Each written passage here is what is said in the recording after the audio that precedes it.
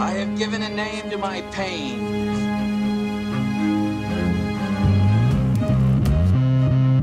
The Batman. Always waiting for some Batman to save you. It's simple. We kill the Bat of Gotham. You don't really think you'll win, do you? I'm Batman.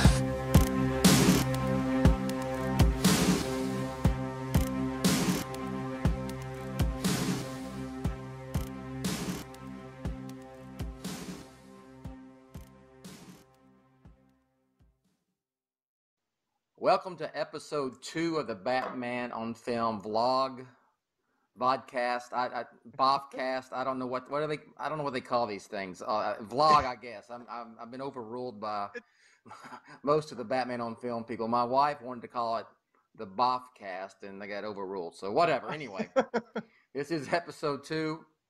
I am your host of this here vlog, and the founder and editor-in-chief of Batman on Film, Jett, Ramey. And with me today is El Fanboy himself, Mario-Francisco Robles. Mario, how are you, sir? I'm doing great. I'm happy to be here for episode number 2. This is exciting. Yeah, yes, it's exciting day, episode 2. So we're going to talk about DC on Film. We're going to talk about your story, your little scoop. You had a couple of days ago on your blog about the Legion of Doom. And basically, what we think is best, our opinion. What should Warner Brothers do going forward? But first, I wanted to real quick tell everybody, what was your take on Justice League? All right. See, I kind of had to divorce myself into 2 different things with this because so first of all, there was the part of me that watched it as a lifelong DC fan who brought all of that love and the inner child with me. Yes. And then there's the part of me that went in a hardened journalist after years of covering this and knew I kind of had to be somewhat detached from it because there's no way it was going to be that enjoyable for me. So I kind of had those 2 different sensibilities and they both kind of walked away with different things. So the cynic in me actually enjoyed it a little bit more than he expected because I was sort of dead on the inside. Yeah. So I kind of saw it like, you know what, this wasn't a total train wreck. I had a pretty decent time. So that part of me gave it like a B-. The DC fanboy in me who's spent years and years and years waiting for something like this, that's more like a C-. That's more just like it was a dud. So I kind of have to give 2 scores because, I got you. Yeah. I got you. So we talked about this on your podcast about Justice League, and we've talked several times during the build-up of Justice League. And you wrote a great piece about box office because there was a lot of fans were saying, "Oh, it's a $1 billion film." No doubt about it, $1 billion film, and it ain't gonna be no $1 billion film. It ain't. It might not even be 700. So, what's your take? Because you are a box office guy. What's your take on the box office right now going forward, and opening weekend? I mean, look, I can't believe it opened less than Iron Man. It's crazy. Initially, when I was saying it's not going to crack $1 billion, I still had high hopes. I still thought it might do somewhere in the vicinity of BBS, maybe even more since they shortened it and the tone is a little lighter. It might even do more like 900 or low 900s. So right now, the projections are looking like it's going to be mid to upper 600s. And, if you're someone who studies up on this stuff, you know that the film is going to need a minimum of 700 to be considered, profitable. And so it looks like it might not be even profitable. So that's what it's looking like right now, mid 600s to to upper 600s. So is it a disaster for Warner Brothers? No matter, let's say it breaks even. Yeah. Let's say it breaks even. Throwing in the critical response, the cinema score, which was a B+, which is okay. I mean, people understand cinema score. I mean, that's above average. Yeah. And everything involved. What's your overall? Here's the thing. How should they look at it? Yeah, I feel like a few years ago that there would be blood all the way down the halls right now. There would be dead Yeah. bodies lying everywhere. It would be a catastrophe a couple of years ago, back when they thought Justice League could be an Avengers for them. But as you and I both know, they've sort of lost faith on this thing in the last year or so, and they Yes. more or less just sort of like ultimately decided to just dump it into theaters as it was with Yeah. crappy looking CG and knowing that it wasn't really going to work. But they were just kind of like, let's just get this thing over, rip it off like a Band-Aid, as you've put it. Yeah. So I feel like right now their expectations are they would be happy to just break even Yeah. or, or even come close. Because at this point, they know that this thing was a bit of a dumpster fire. Yeah. So they're lucky with anything that approaches the vicinity of breaking even. So Yeah. I think that's where I their got you. expectations are at this point. Yeah, I think they knew they weren't naive going No. into that opening weekend, and probably way back, because you even go back to that Vulture piece where they came out and said we're going to go a different direction after Yeah. Justice League. Well, that was July, man. When Andrew Reisman did those, or Abraham, I'm sorry, excuse me, Abraham Reisman did those interviews with Diane Nelson and Jeff Johns. So I mean, we're talking half a year ago. They already probably had a good idea what was going on. So here we are. Now, let's talk about. Tell me about the Legion of Doom thing. I mean, if some people might not have read it. I wrote a piece about your story on Batman on Film, but go ahead. Yeah, just to recap. And frame it. I mean, there's a reason why. In Justice League. Well, yeah, so just as, sort of recap, so they added that at the last second, that little post-credit thing at the very end there. And it kind of got me wondering, like, what is it? Why? Why would they include that? Is that meant to do anything? Is it going to be like that post-credit sequence that we saw in, like, The Amazing Spider-Man, which also ended up going nowhere because that series got scrapped? So I started digging around with one of my sources over at Warner Brothers. And according to them, right now, they're very high on the Legion of Doom concept. For whatever reason, maybe it's the social media buzz that it's generated, the way that it's actually one of the things people are excited about with this film lately. They're excited about the Legion of Doom concept, and they actually want to build towards it moving forward. So they're going to put spoiler alert, but they're going to put another one of those kinds of tags about the team coming together at the end of Aquaman. And they're even working on a little something that they're going to unveil at San Diego Comic-Con to continue to sort of stoke those flames. So they're not building, just to be clear, they're not building towards a Legion of Doom movie. It's not like Sony was trying to do where they wanted to make a Sinister Six or whatever. No, they don't want to do that. But they want to build up them as an entity within this DC franchise. So that automatically got me, got my imagination going. So like if they're trying to build it up, but they're not trying to make a team out of, not make a movie out of the team, it tells me that maybe they want to build them up as an entity so that they could be an antagonist in something else. Yeah. So it seems to me, and you and I both know that like Darkseid seems to be off the table for now. I mean, you and I all, we have a slight difference of opinion as to whether or not they're even going to get that far to a Justice League 2, or if they're just going to blow the whole thing up. But assuming that they do try to do more crossover stuff down the line, if there ever is a Justice League 2, I think the villains will be Legion of Doom. And I think that's kind of the long game they're looking at now. And I actually think it's a kind of smart strategy. It kind of means that like we are going to get a whole bunch of solo movies, like like they've been saying for a while. They're not going to do the shared universe thing quite as much. And then they have mentioned that there will be limited connectivity, and that could literally be limited to those like post-credit tags. Very much like in Marvel's Phase 1, where the stories didn't necessarily intersect, but then Samuel L. Jackson showed up at the very end to talk about Avengers in each one. You know what I mean? Yeah. So it seems like they're kind of playing a long game. They are putting the crossover stuff on hold for a long time, but at the ends of these next few solo movies, they're going to show that the Legion of Doom is assembling beneath it all as a bit of a subplot. Yeah. For if they do decide to do another big crossover type movie, those will be your bad guys, not Darkseid. Now, we both know that scene was not in the very first screenings. What they screened for the cast and what they screened for the very first press screenings. Yeah. That wasn't in there. That was added for the junket, or sometime between those original screenings and the junket, and then of course it was in the theatrical cut. And here's my only issue with it. I think the Legion of Doom idea, for me, is way better than trying to do Dark Side. Yeah. Especially now. Infinitely. You know? Yeah. Yes. It would be kind of cool. Of course, are they ever going to get to a Justice League Yeah. 2? So Yeah. and therein lies my issue, my slight issue with them. It seems like, and maybe I'm wrong, Mario, you can tell me, but it's like, okay, let's throw this in. And it's kind of like what they were doing before with, having at Comic-Con, bringing out all the DC directors, and two of them are left, and then announcing all these films that are never going, several of them are never going to come to pass.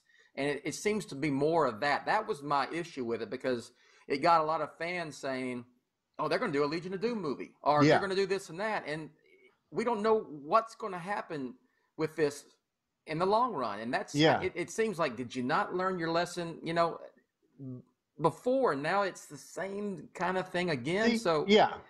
I hear that, but I think in a way it's still like they are still ultimately waving the white flag on a lot of their initial plans. Yeah. Because Justice League was going to, plant the seeds for all kinds of stuff.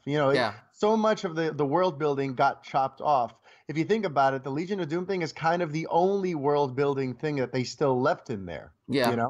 Yeah. So in and of itself, it's kind of like it's the only thing that remains from the initial plan about the world building. Mm-hmm. So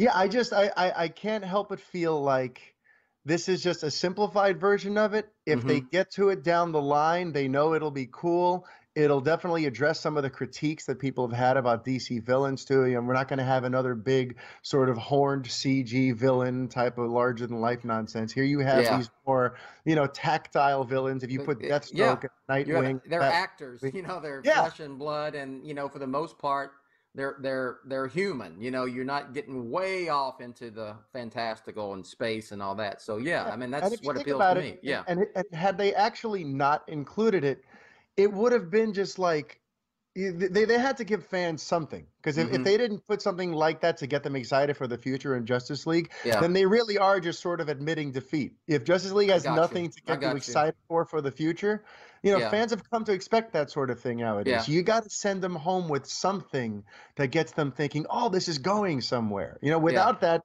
think about it. That film would have had nothing to look forward to down the line. There would have been nothing in there. No, because it was very close-ended, and